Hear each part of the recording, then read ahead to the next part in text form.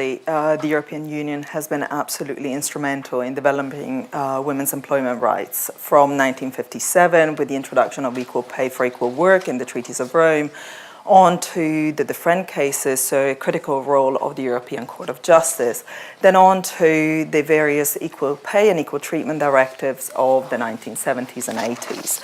This was absolutely fundamental in establishing a safety net and a framework for women who are employed in the official labour market. And I think that has to be key. It is about employment. And predominantly, up until now, has been about employment. Certainly, the legislation that is binding on the member states is focusing on employment. In terms of the UK, the 1970 Equal Pay Act was certainly influenced by the prospect of accession and by the fact that the United Kingdom would have had to implement at the national level the equality measures that were already established at the European level.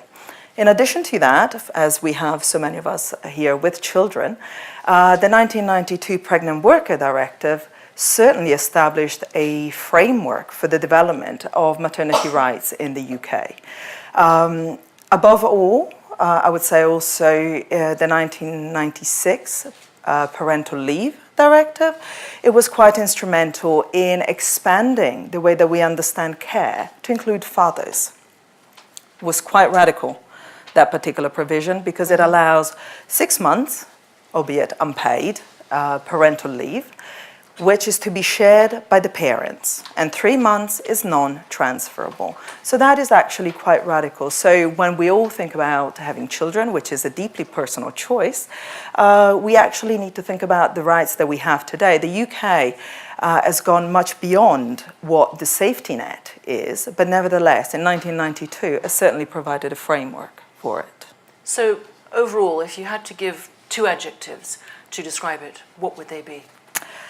Positive in employment. It is certainly consolidated women's positions as workers within Europe. It has pursued an agenda to activate and to mobilize women to enter the employment market. And what we do know is that for equality to actually take root, economic independence is key.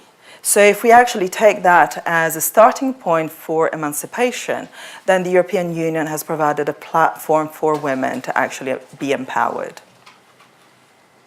Thank you. That kicks us off nicely. Let me turn to Justine.